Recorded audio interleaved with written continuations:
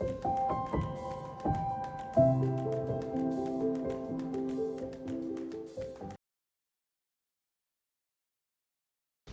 was very much an intimacy coordinator on set the entire time, Miriam. I think respect and feeling safe and comfortable is Emerald's first priority. Everything is always a question, never a demand. It's the whole thing is collaborative. There is no scene in this film that wasn't spoken through and that we felt pressured into doing. But also we all signed on to the film knowing what the story was and what was kind of needed. And interestingly, my scene with Barry, the kind of nighttime hand job, don't really know how else to describe it. That scene actually wasn't written until maybe 3 or 4 days before we did it. That's a really brilliant thing that Emerald does. She's constantly writing as you work. She's like watching the dynamic between the actors, and she's constantly bringing new things to the table. And she texts me saying, "I'm going to send you a scene. Don't freak out. Come and find me. Let's talk." and I read it, and I was like, 100%. That's definitely where it needs to go. Like it was building and building, and we felt it, and the power dynamic called for it, and so me and Barry were just so up for it, and we all felt so comfortable with each other that it was part of the job. It was fun. And Alison, for you, obviously that was. Also, what was the fake blood? What was that made out of? What is that? Like, and there's like some guy. I don't know. I guess it was. I'm not sure. I think it was just fake blood. I think, yeah. But yeah, the exact same as Archie. Like, worked with an intimacy coordinator, and I think a lot of the film is the exploration of power and how sex. So much of sex is negotiated. Like, who's kind of taking that power and who kind of has it originally. And I think I certainly felt like for our scene, it's such a massive. It pushes the story on in such a way because even though it's an intimate scene, you don't kind of go below the neckline really, and the way that Emerald shoots it is you're kind of psychologically seeing what this kind of moment is doing, because you're seeing how Oliver is learning these different people's kind of vulnerabilities and kind of getting under their skin to kind of make them feel seen by him, so that he's kind of special, so that he gets them and then kind of moves on to the next. And so I think he learns in the previous scene through Elspeth that Venetia has these kind of insecurities and she has an eating disorder and things like that, and through that knowledge finds a way of kind of getting her. Like, I think for her that moment is like a revelation. I don't think anyone's ever told her to eat before or spoken to her in that way, and so we're seeing actually how fragile these people are as well. And so, like, similar to Archie, that scene made total sense to me, and felt very kind of safe and looked after, and also I think when you shoot those things as well, I don't know about you, but it's really funny. Like, everyone's just kind of laughing because it's all very strange and funny. So yeah. What? Oh, damn, Diana, we can't say it. All right, let's talk about Elspeth, because she hates beards, she hates ugly people. How delicious was that character? I mean, when you were reading it, you're like, beards, ugly people, like, and she just says whatever the fuck she's thinking at the time, whether it's good or bad. But as a performer, how delicious was that character for you? It was really fun. It was fun because she's unfiltered, and and even when we were improvising stuff, I just had to think what was the sort of most extreme version of whatever I was thinking. If it was a story, how could I insert myself right into the center of it and make it about me? And her self-centeredness knows no bounds, really. So yeah, Archie was just reminding me earlier of some of the improvs that I had completely forgotten. That kind of what were some of the improvs that you had completely forgotten? Do you want me to say that one? Yeah, you can say that afterwards, but yeah. But it was, yes, I mean, it's a strategy as well. It's not just, the peculiar thing about English people is that you can silence people with small talk. You know, you can smother anything uncomfortable by dominating it with chit-chat. You know, so for instance, when she comes and pontificates about herself and her days in the centre of the Britpop scene, there was no way she was at the centre of the Britpop scene. You know, it's because she wants to avoid the risk of the conversation going anywhere difficult, that she doesn't want to talk about the dismissal of Farley. So there's a kind of, Emerald's really examining this particular kind of English suppression of anything uncomfortable through sort of mindless and sort of easy chit-chat that just carries on a certain level and you know, must never be boring or earnest or, you know, serious in any way. You pulled it off. Thanks. And from all of you, I guess just talk to me about filming. How much of that was on location? How much of that was on a set? Where was it? Like, if you could give us, also like the party scene at the end.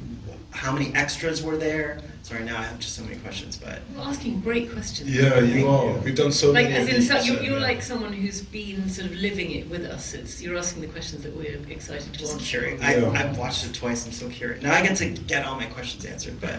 We shot the whole thing in 2 locations. The house, which is a fully functioning house with a family that lives in it as a private home with 179 rooms, with a family of 3,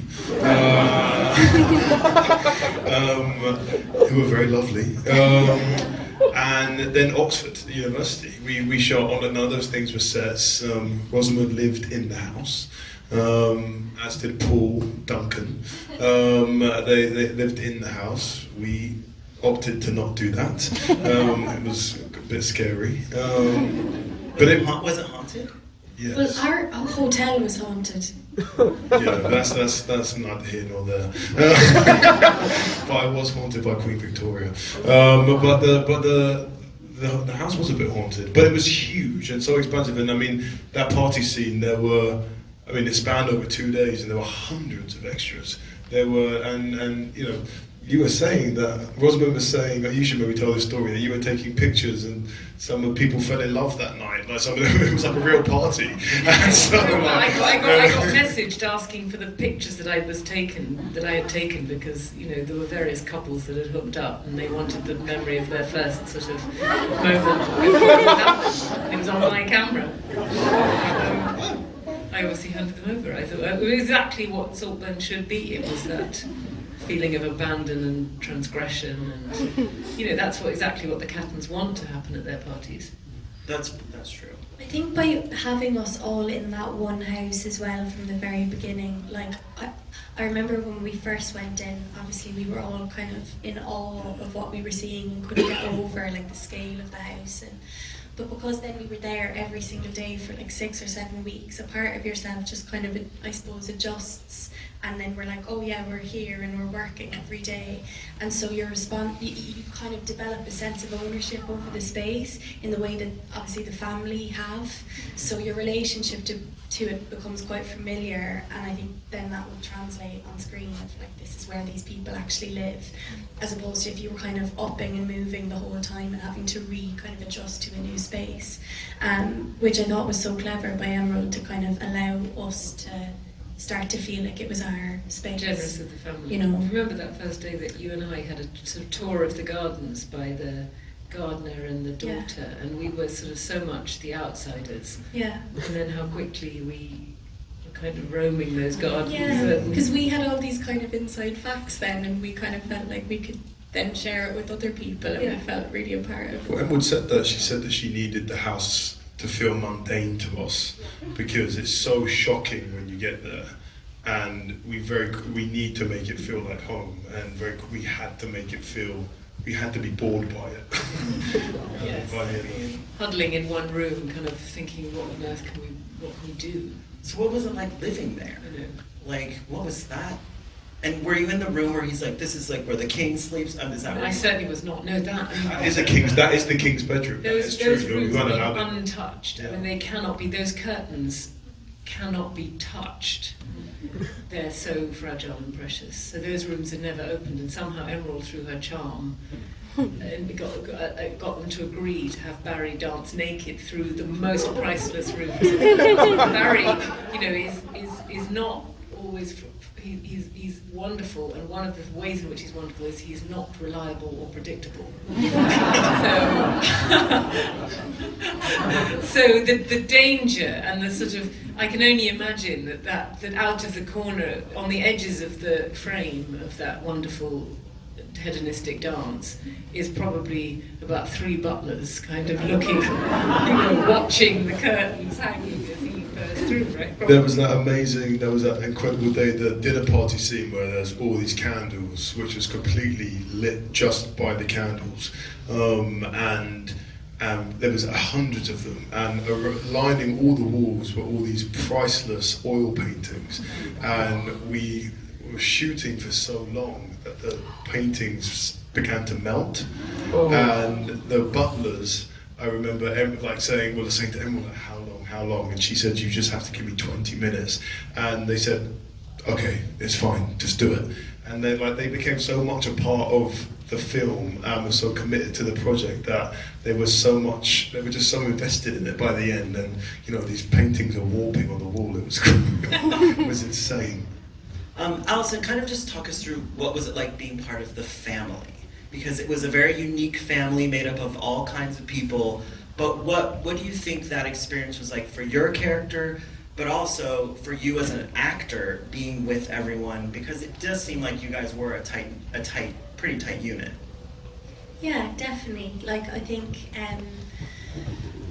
you know, Emerald really creates an environment where, you know, immediately when you come into the room with her or with everyone else, you're all just friends and you're all on the same level. And I think, you know, coming into this, I was so kind of stunned by the group of people that I was coming into, but then immediately a lot of that kind of falls away and you're all just really excited to make this movie together. And I think, like, for Phoenicia, I always kind of felt like she had quite a smaller voice within her family dynamic. I think she kind of grew up in the shadow of her mother and her brother.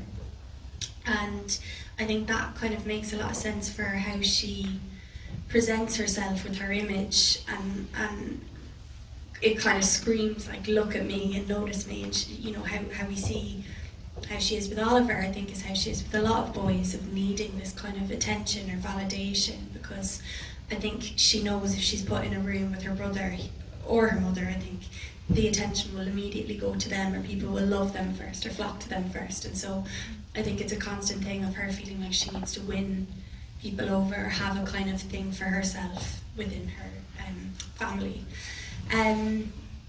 But yeah, I feel like we were such a family for the whole film. Like, none of us really left. Like, we were in that, it was Peterborough we were in, right? And we didn't really leave at all. So, you know, I think when you're sometimes I think when you're playing characters and you're working with really incredible people and actors, you know, your dynamics start to mirror. You know, so the three of us we went for like roasts and stuff, and I felt, you know, I did feel like it was like having a roast with my cousin and my mum. And so, you know, it was one of those things where we did just feel really, really close, and yeah, it was so special. It was a very, very close-knit cast, probably, yeah, it was very, very special dynamic. And I think all our characters grew because of who each other were. You know, I don't think any character was built in isolation. I think it was very much, you know, the response and the living of it that made the whole thing happen in the moment.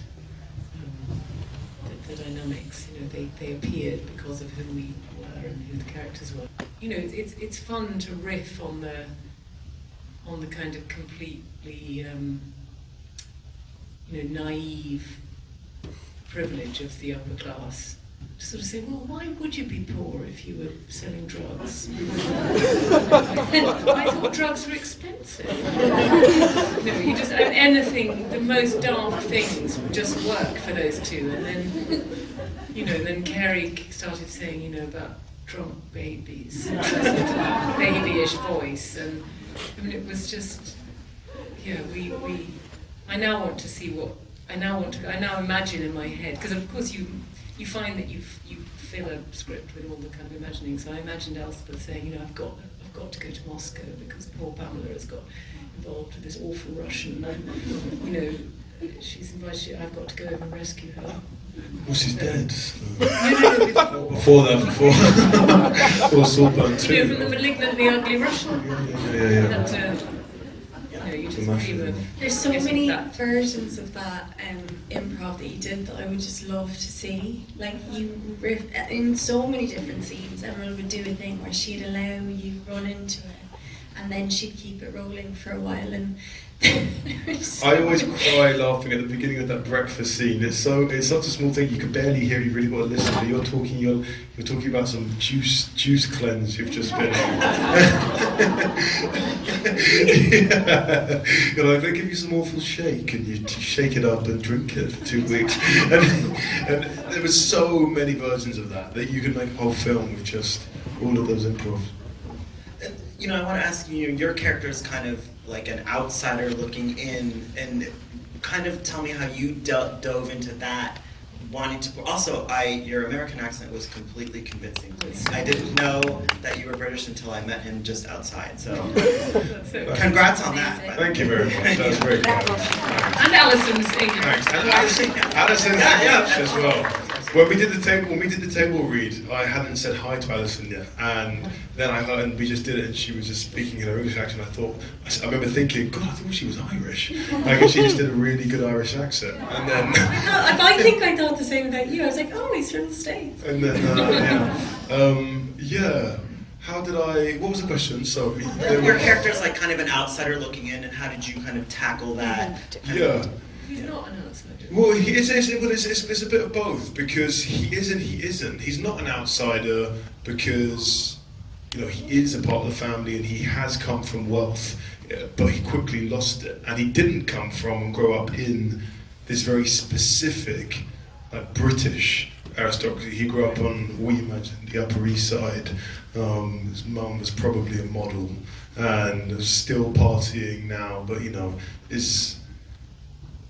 I think I imagined him being the kind of person whose parent was their friend and not really a parent. And I remember going to those people's houses and thinking, God, I'd love to have a relationship like that with my parent, but I think it's actually quite lonely because there's no one that really cares about you. Like at dinner, you know, your mum's actually getting ready to go out, and so there's this double thing where when he comes over to this family, I think there is genuine love and affection and care, and, you know, despite all of his him being being the jester and having to constantly put on a good face because he's so scared of being sent back to America and back to this kind of loveless life. There is also genuine affection for the people that took him in, and that's a really difficult feeling. Because